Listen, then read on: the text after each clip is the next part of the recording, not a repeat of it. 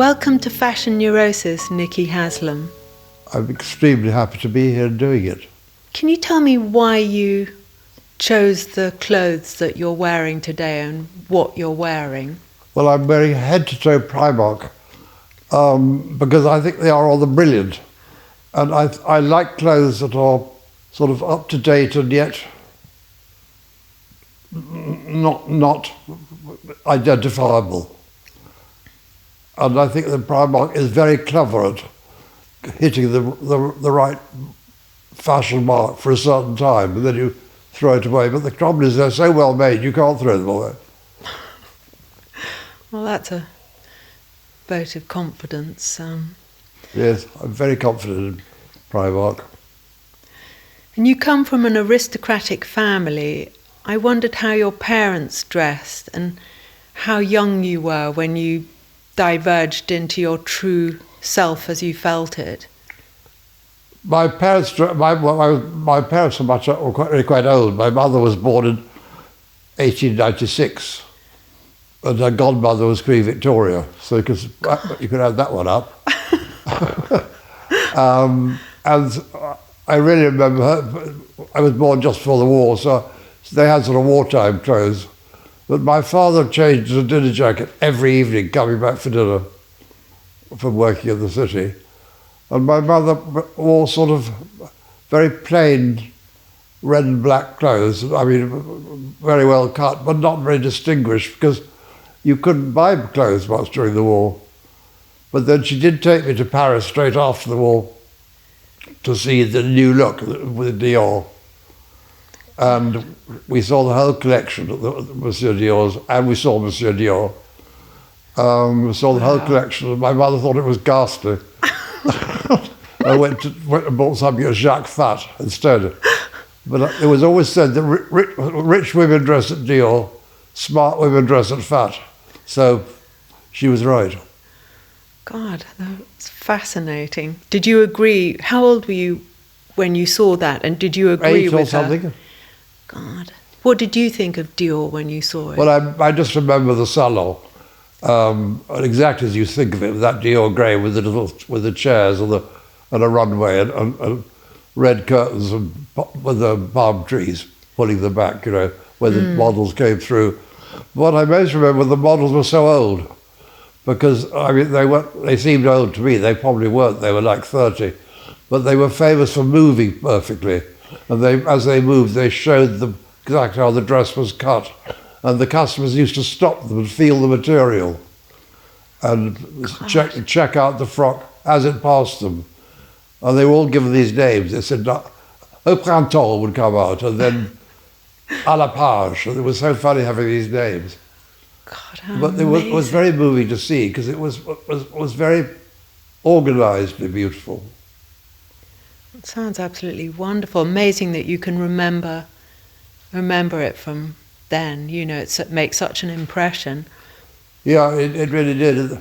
But then later on, when I met Yves Saint Laurent, introduced him to, forced him on Diana Vreeland at Vogue, because she thought only Balenciaga could make clothes. And I kept talking about this boy I met in Paris, who was now working for Dior. And she kept saying, oh, no. Finally she twigged, and she suddenly put a lot of Yves in the magazine. And Yves came to New York for his first ever trip to New York, and he took me out to dinner at the Pavillon to thank me. Wow, that is absolutely amazing. So she found Yves Saint Laurent through you. It really was through me. Yeah. But the only other time I went to the Pavillon was that famous old dress designer Monroe, Oh, yes. who dressed the Duchess of Windsor. What, Wallace Simpson? He made the famous wedding dress. Rather hideous, I thought it was. But he was a wonderful dress designer and a sweet man with wonderful taste. He'd been an interior designer, like all good dressmakers. Usually they start as interior designers. Or as sort of room designers rather than interior designers. They make beautiful rooms and then they put beautiful clothes in them. Yves being exactly one of them. And what was it like for you when you were at Eton? Did you mess about with the uniform or did you revel in it? I sort of fiddled about with my uniform. I dyed my hair blonde, which wasn't very popular. And I had something lined in red, which was absolutely taboo. But otherwise, I didn't mess around with the uniform too much. Because everyone had their own uniform made at the local tailor, is that right? What were they called, those tailors? Welsh and Jeffries. And afterwards, they made suits for me for a bit when I left Eton. But of course, when I left Eton, I just wanted to look like a teddy boy. That was the sort of look I always thought was sexy when I was young. Skin tight, black and long jackets and Tony Curtis hairdos, you know. I thought that was the most wonderful look. Did you wear that? Oh, yes. I've always been absolutely street conscious. Yeah, it's true. You put your money where your mouth is. You don't seem to fantasize about these things as if they're not available to you. You do them before anybody else. Well, as soon as I can, I suppose I see them on somebody else and say, I can do that. I mean, the mod look was absolutely because David Bailey says in his book that he and I invented the mod look long before the Beatles and their silly jackets. Well, I was going to ask you about David Bailey, and because your love of beauty has often entangled you with exceptional people, including him, and Yeah, that's true. What did you feel when you first set eyes on him?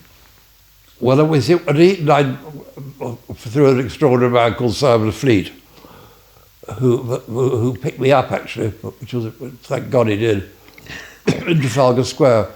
And he was the most fascinating man. He knew everybody, like Cecil Beaton, Oliver Messelin, Freddie Ashton, all that world, Diana Cooper, everybody. God. And so I'd met all of them while I was at Eton, and Chips Shannon, all that whole famous world I knew when I was like 16, 17.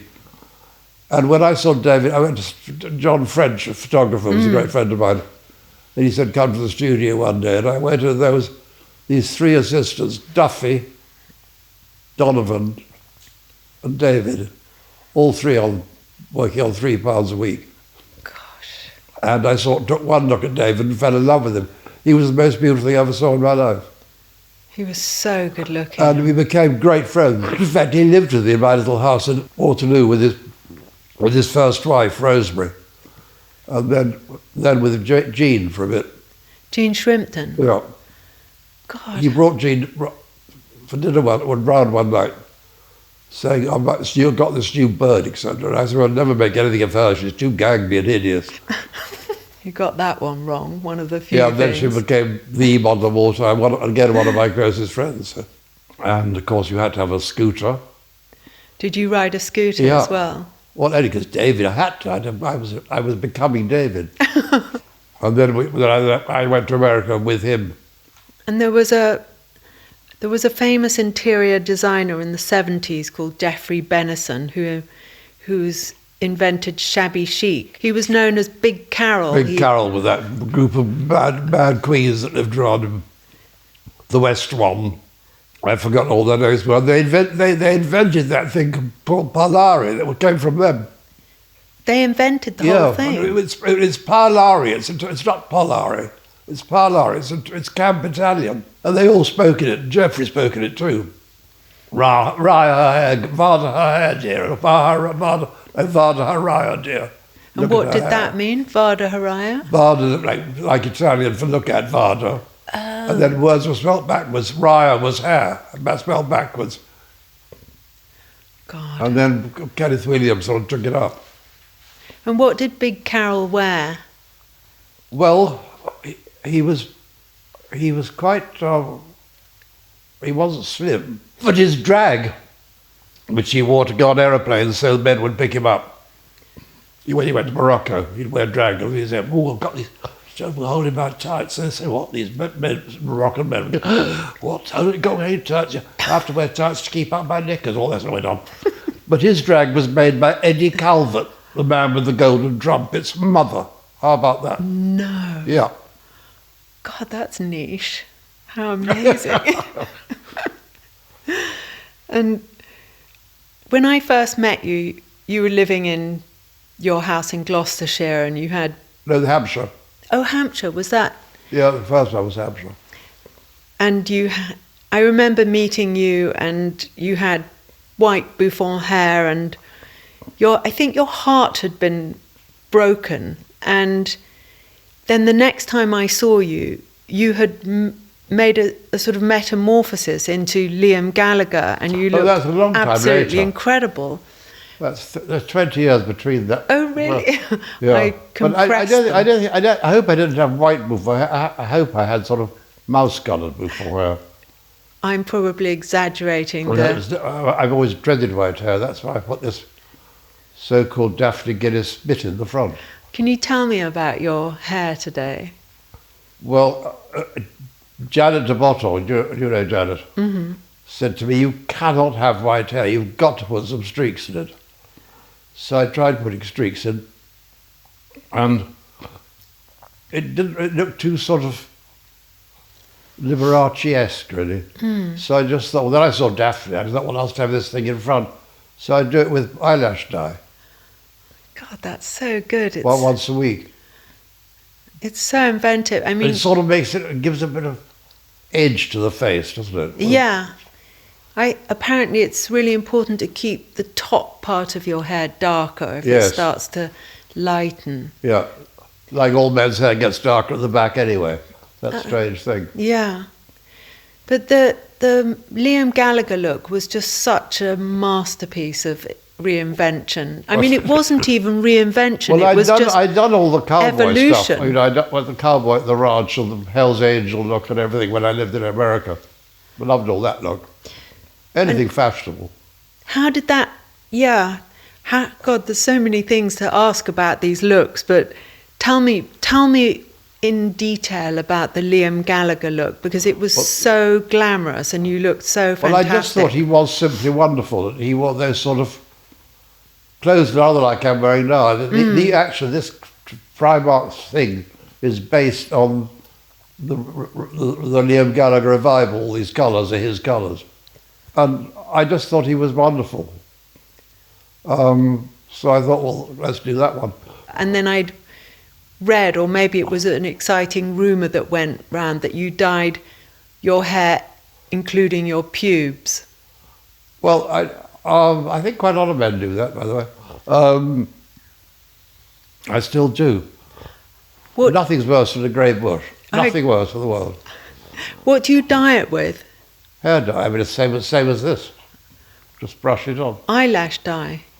I happen to use eyelash dye because it's the easiest thing to do it with, but I don't think other men are quite so clever at doing their bits like I am. They probably use some beard dye or something. And if you fancy someone and you don't like something they're wearing, does it kill your attraction? Yes, completely. But I don't fancy anybody if I don't like what they're wearing. I mean, clothes make people very attractive, I think. And are there any kind of allergic kind of sirens that go off with anything in particular? No, I think if anybody gets it perfectly right, it's attractive. It looks wonderful. I mean, even a farmer can look wonderful with the right gear, or a fireman, you know. Especially. And also, I think nowadays, everybody dresses exactly the same from morning till night, especially men. Well, women too. But in the old days, you saw things. There were people in uniform. There were proper policeman uniforms. There were nuns. There were those boys in leather on motorcycles. You know, the couriers. There was all different attire. Different looks in the street. Now everybody is exactly the same. I suppose all those different looks gave something to have a fetish about, didn't they? Which was so much more fun. Yes, I think certainly there's uniforms for a fetish. People love those, but you're just not allowed to wear them. You get spat on in the street if you wear a uniform. Have you tried it? Too sad. They were so well. I mean, guards' uniforms were just amazing. Yeah, I like the way people... I love I mean, I suppose a suit is a bit of a uniform, and I do love a suit, but... Yes, a well-cut suit is fantastic. I've got a few. Which is my best is one I found. It was made in Chicago in 1939 or 38, but it fits me. I found it second-hand somewhere. It's wonderful.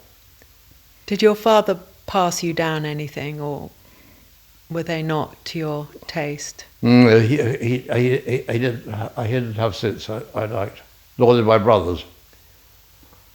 No, so it really came up from the streets upwards rather than grandeur downwards. And what was the first streetwear that you adopted? I suppose that sort of teddy boy look when I was almost pre-Eton.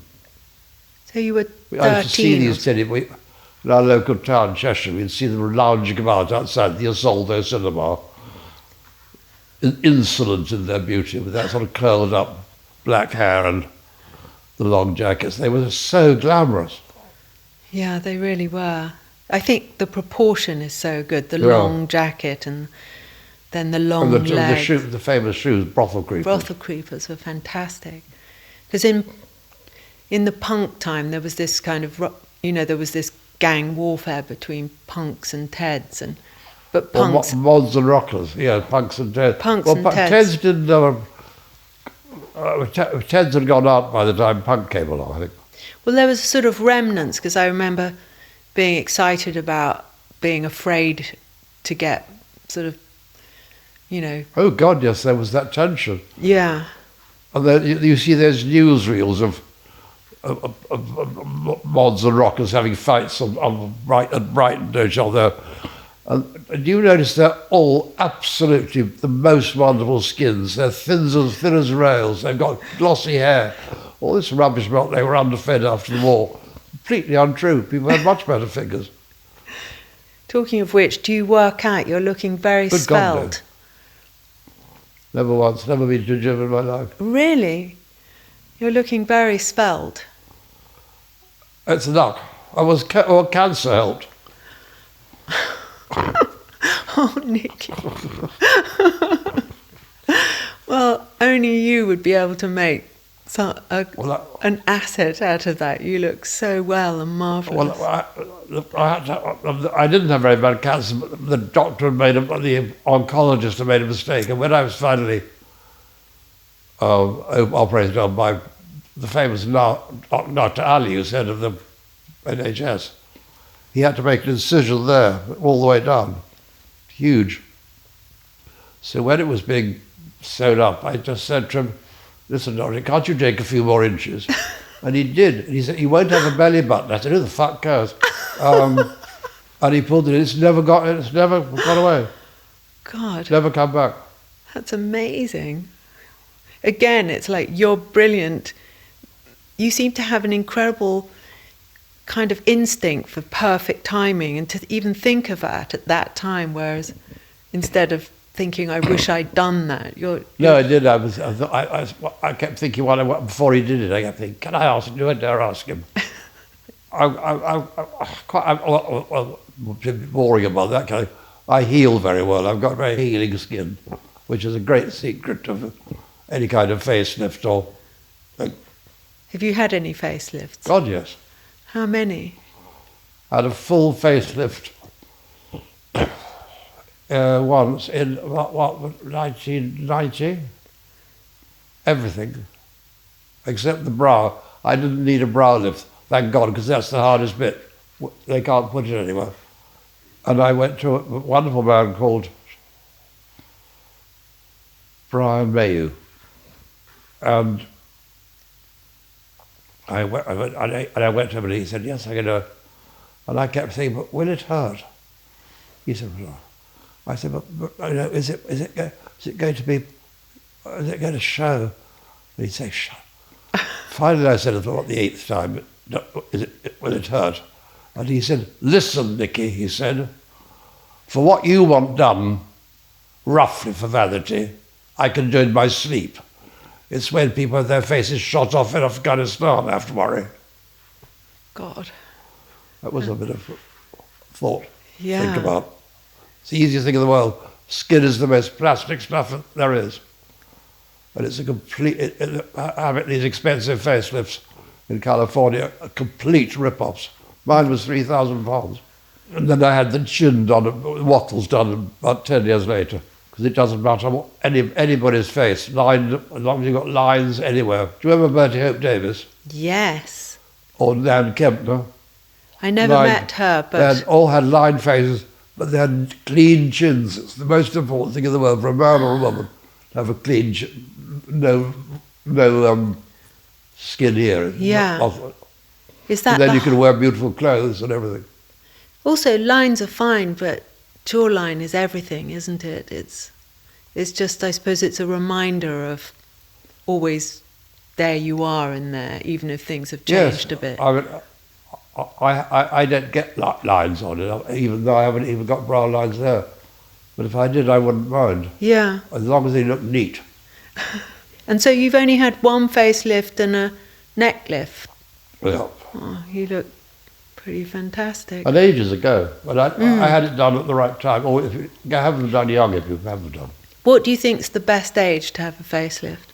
I suppose I must have been about 60, no, something like that. I just thought the time has come. Yeah. You know, you sort of know. And you've met everyone from Queen Elizabeth to Andy Warhol to... Did you meet Wallis Simpson? Yes, I did. I loved her. Really? She was wonderful, wonderful, wonderful woman. And I'm glad to see she's getting recognition now. There's a new book.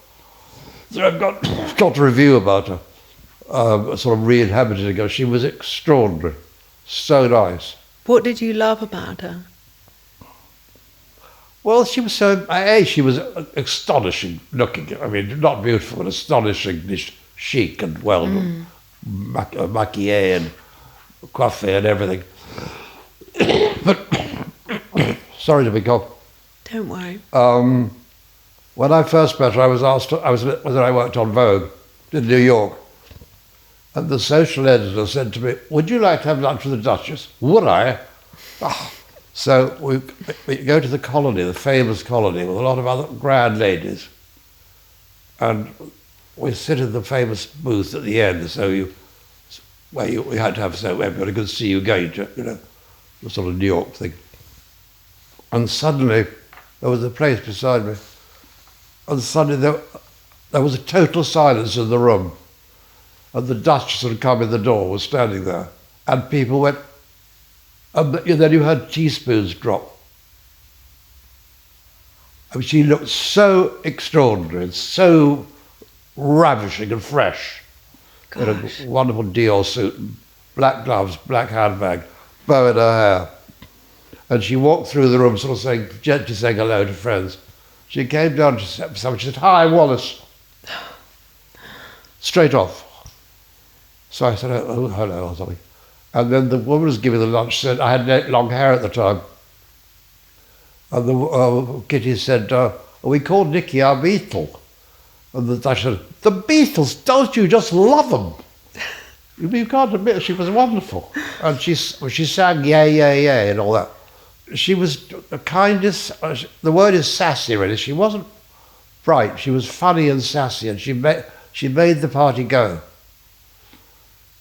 And she was incredibly kind. If she said she'd do something, she did it. If she said, I'll see you, I think she was on time, you know. I loved her.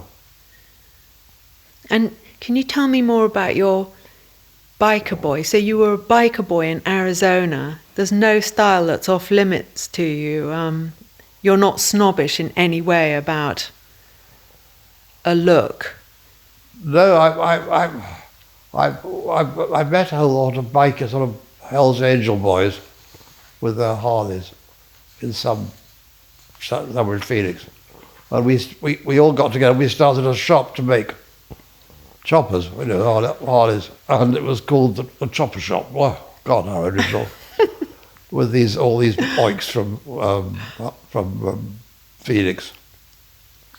And I had the whole gear. I mean, somehow I still got my Hell's Angel jacket. Then which how did you Nico, meet them? the singer, used to borrow No, Nico. when she sang. Yeah. When she was. Actually, I had the jacket in New York, and then the Hayes Angels thing was put on there. Nico used to borrow the jacket.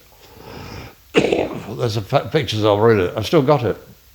God, and how did you meet them? Were you in love with someone? What, the Hells Angel Yeah. boys? One was just incredibly good looking. He looked like R.J. Wagner or one of those 50s, 70s movie stars. And I was filling up my car, and he stopped and he mentioned something, and I said, God, I love your bike. He said, why did you get one, mate, or something? So it all happened like that. That's so good. And they used to come and stay at the ranch, or lunch at the ranch. Did you have a ranch there? Or Yeah, I bought a ranch outside Phoenix, God. breeding horses. Well, that was the cowboy fashion. Who hasn't wanted to be a cowboy? Getting the clothes right, for that's very important. For the cowboy or for the... Yeah, what were you wearing? You wear Levi jeans, Wrangler jacket, and something else shirt. You never have the same, all three matching. You never wear the same brand.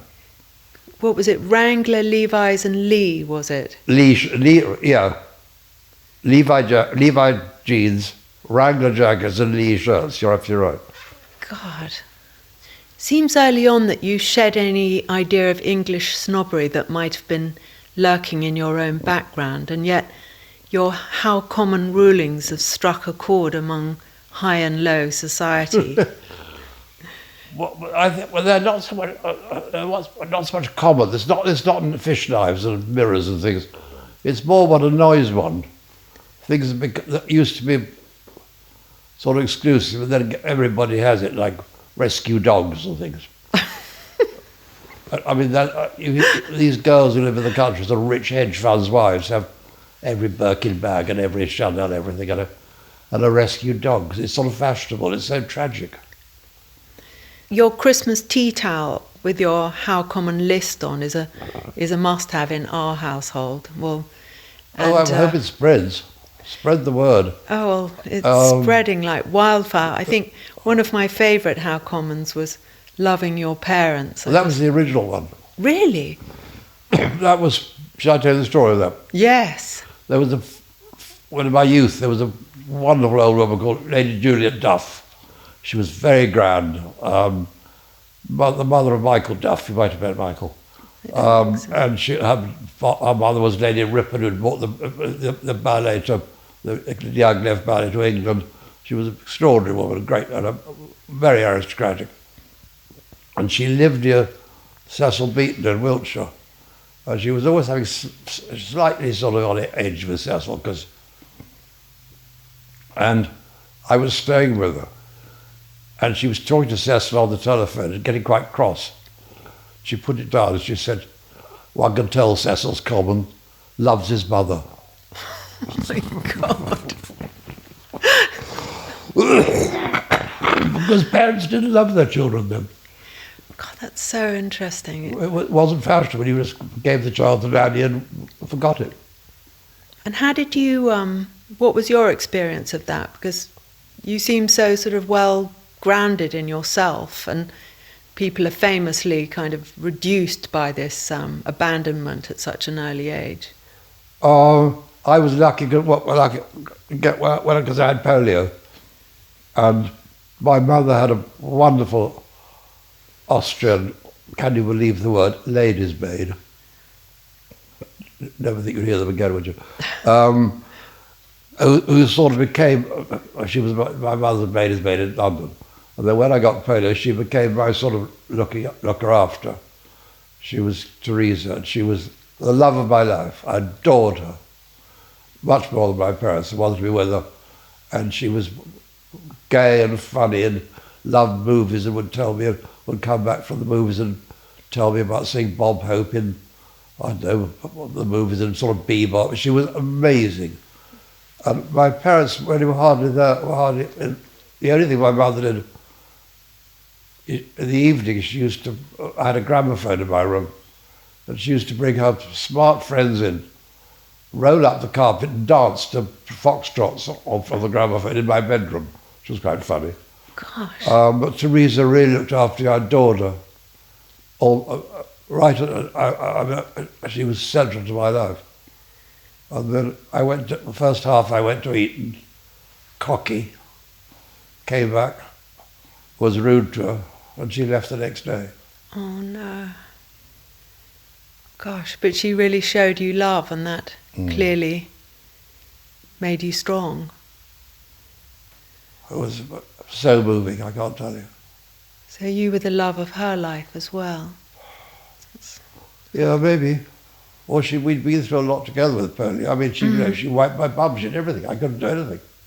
How old were you when you had polio? 7. And how long were you in bed for then? About 18 months. The thing took about 18 months. I was in bed for, I suppose, nearly a year, in a cast. I couldn't move. And then I had to be taught to walk again, and Teresa had helped with that and everything. When I lived in Marrakesh when I was 7, I spent a lot of time with this woman. Looked after me when my mother had gone to Algeria, and she looked after children and she was a nurse rehabilitating them from polio, and they used to rush around on all fours with their calipers. Yeah. And I used to do that too, but I didn't have any calipers, and I used to love scuttling about, being pretending. I remember, it's so perverse when you're a child. I just remember I wished I'd had polio so I could be like them. That's very, very, what's it called, reversal of fortune department. Yeah, I know. I'm obviously very lucky I didn't, but that was... Oh, and of course with James, your James, I went through a big skinhead fashion phase. Really? Yeah. So my ex-husband, James Fox, was he a big love of... I know, obviously, you're not romantically involved, but... I was insanely in love with him. And when did you meet him? When did that happen? I met him at Catherine Guinness's coming out dance. And Romana McEwen introduced us. And James was sitting in a corner with that slight scowl, that sort of beautiful scowl he had.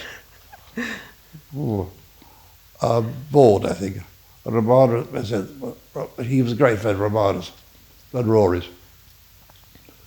And I just felt, I loved looking at him. And we started talking, and I said, oh, I love it, see you again. And he said, call me, give me a number. And I called him next day from that call box in the Sloane Square at Clifton Place. I sort of practically kissed the call box. And he said, let's have lunch. And we became great, great friends. God. I adore him. Yeah, he's wonderful. He's the best. When was that, in the 70s? It was when I had the Ranch there in the 60s. 60s, God. Because I was living at the Ranch Arizona, but I'd come over for a long summer. How does how common manifest? Is it like a grudge brewing up or like a sudden revelation? Well, I used to do one common a week with Simon Mills at the Evening Standard. I remember that. And it sort of came from that.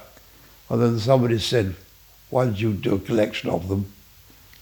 And of course we thought of doing on T-shirts. But it doesn't really work on T-shirts. I don't know why, it doesn't work. And then we thought of doing it on loo paper. Prohibitively, unbelievably expensive. Your loo paper is not made in Bangladesh, I'll tell you. No, I think the tea towel is a real hit. Yeah. And have you got any new ones up your sleeve that you could share with us? On the present one, St. Paul's School. Any particular reason? No, but just everybody went to St. Paul's School. Everybody, whatever meets, went to St. Paul's School. So it's about sort of... It's about ordinariness, really. Yeah. As well as commonness. What others is on it? I don't know, gender reveals. There are lots. There are 40. I can't. But books on decoration, I thought that would slam my own train, would be quite funny. Bach, I put on it. Bach? Yeah. Everybody's, oh, I love Bach. Oh, I love Bach. I love Bach too, but I like it because it's so, mainstream, and it's probably one of those those tunes you hear on the, the link in Gatwick. Yeah, and yeah. There's one of those tunes, a sort of famous classical bit of music, and I think, great. On a loop. On a loop, yeah. and it's not Wagner, but it's something like that, and it's just bliss. Opera's a great thing of mine. I love it, but not. I don't really like early music. I like sort of 1800 onwards, especially French. Who's your favourite at the moment? I don't know. I find I listen to Radio 3, and they do. Oh yeah. They do have wonderful. In the middle of the night, they do very young modern composers, and they're marvelous people. And are you attracted to common? Common people. I don't know. The commonness. Am I attracted to rough trade, you're trying to say? Well, of course. Yeah. Well, they're more fun than smooth trade, aren't they? Yeah. Well, I suppose... I mean, there aren't any rough trade anymore. The whole gay thing's gone completely, hasn't it? Has it? Well, everybody's gay or everybody's not gay. Nobody knows anymore. When I was young, there was a definite set who were gay. It was such fun, One knew what all people. Nowadays, gays seem to get married and have babies immediately, which is so boring. Do you think it's to do with there's no transgression and that's not stimulating?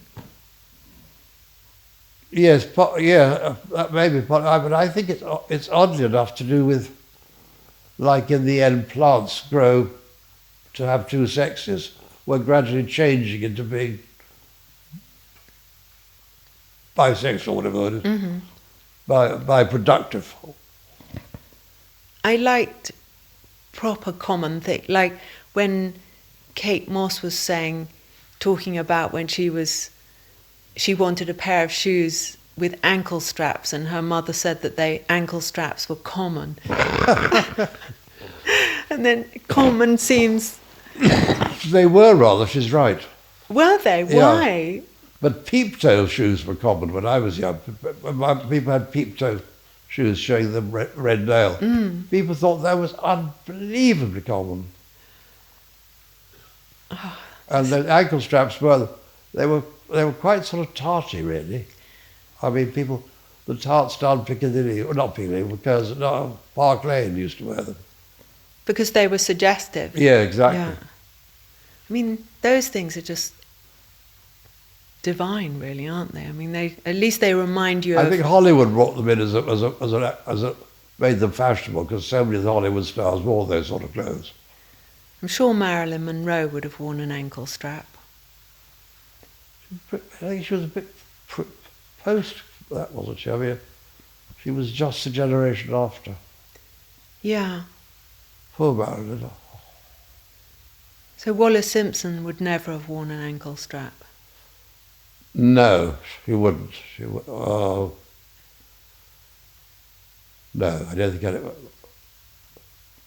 think she thought the covered toe was smarter. But Marilyn might have done it with it. She certainly wasn't when I met her. When did you meet her? It was sort of tragic, really. When I was working at Vogue, she was doing that last film, Let's Make Love, or Something's Got to Give. And Bert Stern had done a big thing of her, a photo shoot, in which she was naked, which is the first time she'd ever been naked. And in the layout department where I worked, there was this whole thing on those pinboards with the bag. And they didn't want to know who it was. Nobody was allowed to know who it was. It was called The Old Lady. And 20 pages or more. And Alex Liebman and Diana Vreeland would come and sort of move around and nod to each other. And finally I asked Priscilla Peck, who was the art director, who had become very chummy with. I said, you've got to let me know who it is. And she said, you're not telling anybody, but it's Marilyn Monroe. So I thought, yeah. And then the shoot comes, and Bernstein sends in the legs and the colour and everything. And they start laying them out. And then suddenly somebody realises that Marilyn has picture approval. And so Priscilla said to me, as you're the only person who knows, will you take the sheet of red chinagraph and an envelope, and please take these contact sheets up to Miss Monroe on 75th Street and get her to approve them. So I go to Marilyn's apartment, ring the doorbell, and a dog barks, very shrilly. A long pause, and the dog barks again. And finally the door opens, and there is Marilyn, a wreck.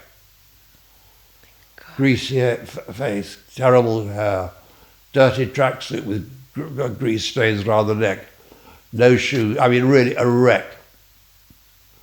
Crying. Oh my God. And she opens the door, and I said, Miss Monroe, Miss Peck says, would you look at it? She said, I haven't got time now, honey.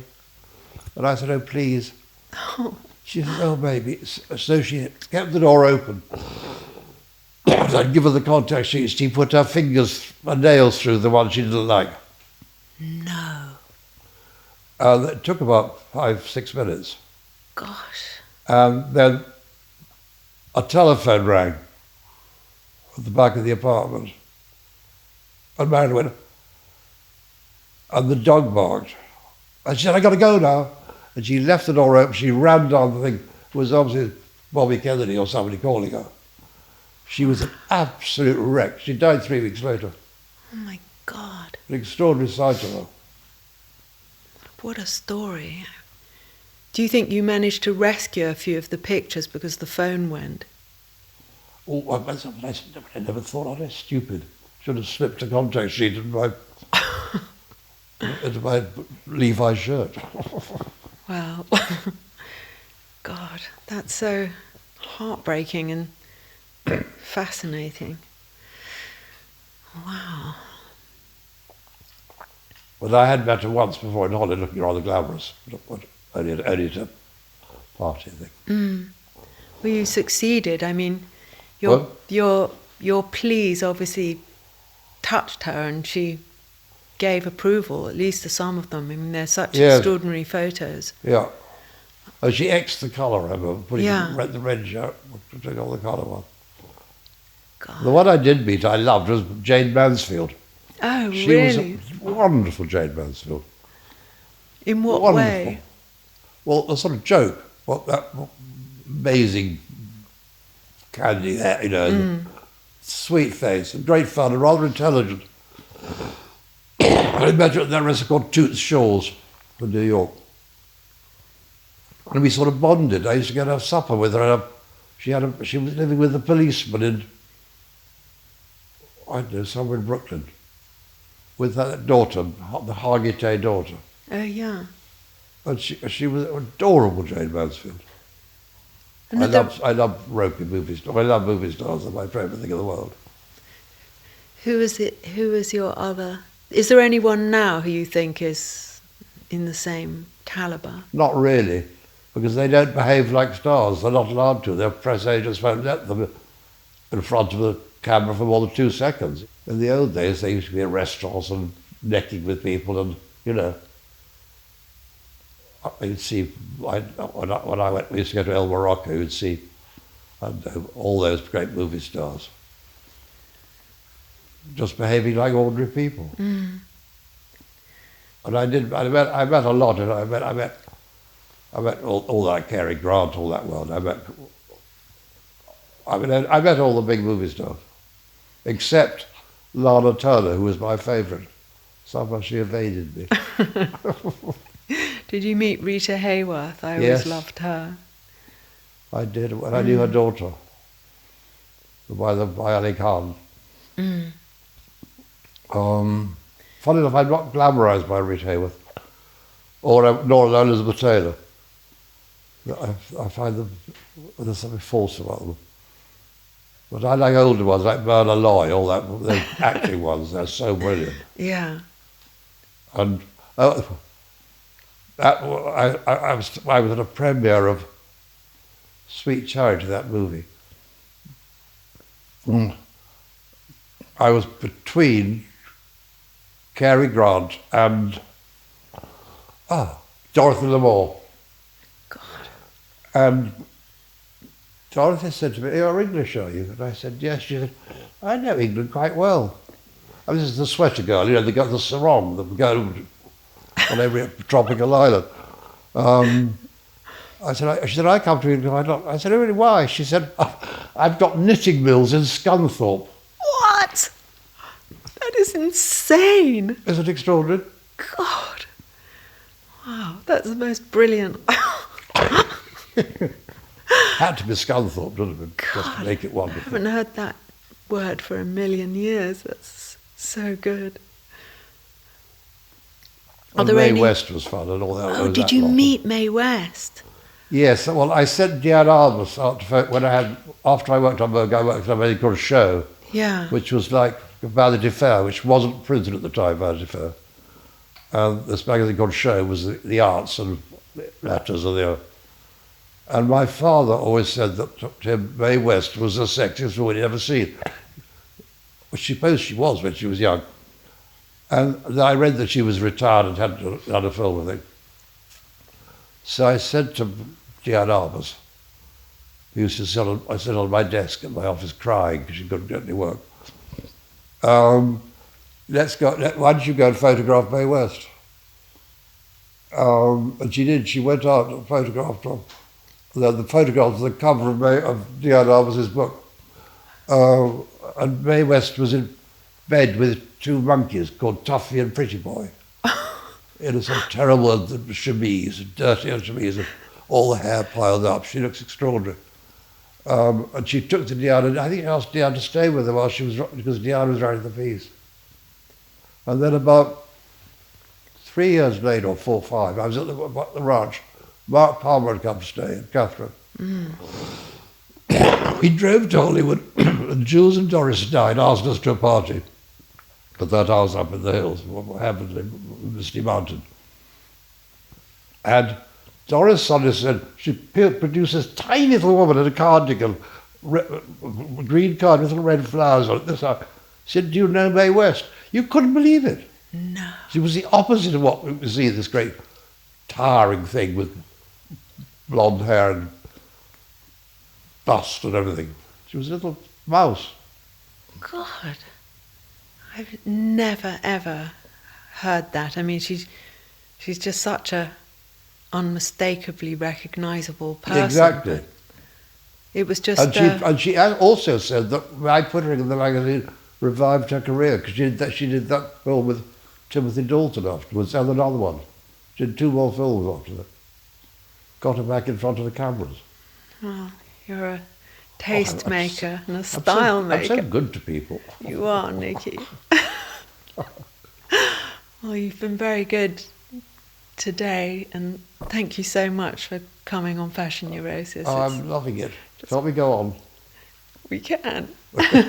Oh God, so many things to ask you. I can hardly think. But and who do you think are there any bands that you like at the moment who you think are really, have got something that would go somewhere? I mean, you're so noticing of what's good. Don't listen to them much. And sometimes I hear a song, and I think it is rather wonderful, but I sort of don't know who it is.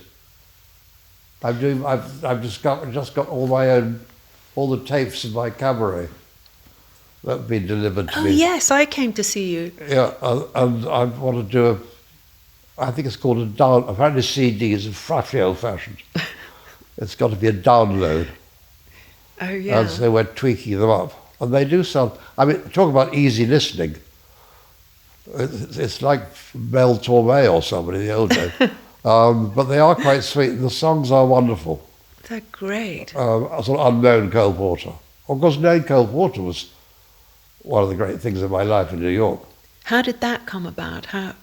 Tell me. There was a wonderful woman called Jean Howard, who wrote a marvellous book of photography called Jean Howard's Hollywood, We never got it. No, You have to get it. I will. And she went to Hollywood as a movie star, as a movie starlet, and hated being in front of the cameras, and was Louis B. Mayer fell in love with her, tried to kill himself, and then she married Charlie Feldman, the great agent. Oh yes. And who agented everybody in Hollywood, and she became a great friend in New York and here, and then her wonderful house in Los Angeles, and I'd go out every summer from Vogue for my holiday, my vacation, to Hollywood for 3 weeks, and just said, Jean, I want to meet Billy Wilder, I want to meet everybody, I mean, anybody, Marlena, anybody. She just knew them all. They all came to lunch. It was extraordinary. And is that when Cole Porter came? She was, sorry, I forgot. She was the best. Yes, she said to me one day, she said, always banging on about Cole Porter. Do you want to meet him? And I said, yes. She said, we'll all go for dinner. And we went for dinner in the Waldorf, in his wonderful apartment. And he was quite ill, and he'd had the legs were off. I mean, oh really? I didn't know that. One had been amputated when he fell off his horse, and the other one had gone a bit gammy, or more than gammy. And Jean said, when we go into the apartment, when we go for the we'll sit there having drinks, and then the butler will say, Mr. Porter's coming in now. And it's at that point you look at the fireplace, you don't look at the door or anything, because Cole's embarrassed by his thing, how he looked. But I was watching in the mirror over the fireplace, and they brought him in and they settled him on the sofa, and they straightened the things in his trousers and made the carnation absolutely perfect. God, how and so and then Cole switched on a smile and said, would you like a Gibson? First words he said to me. I've drunk Gibsons ever since because of Cole. But he took, I used to see a lot of him, often alone. He was extraordinary.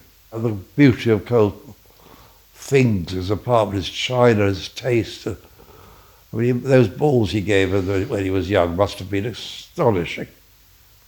Amazing. Style, the beauty of the wonderful looking wife, Linda. Such beauty. Was she around till the last? I never saw Linda, she died. But everybody knew her, adored her. And he knew Elsie Mendel, and funny people like Elsa Maxwell. Oh, yeah. Yeah. All that old world, yeah. gone, personalities, gone. Well, I'm glad you're still going strong, Nicky. You're carrying the torch for individuality and originality and style. So Well, I think the funny thing then is people wanted publicity and now they don't. That's the difference. Well, I suppose they show themselves in this kind of uniform way that is common, according to your dictum, and then you don't get to see the authentic All those side. people like Elsa Maxwell, Jean Tierney, and all of them, well, they were never out of the press. We were so everything they did was magic. Well, thanks, Nicky. It's been Thank you. wonderful to. I've waffled on for hours. You'll have to You've been fantastic. put a sock in it. I love that expression. Or even a Dior stocking. Well, thank you for being on Fashion Neurosis. It's been a joy. You're so knowledgeable too, that's what's so nice.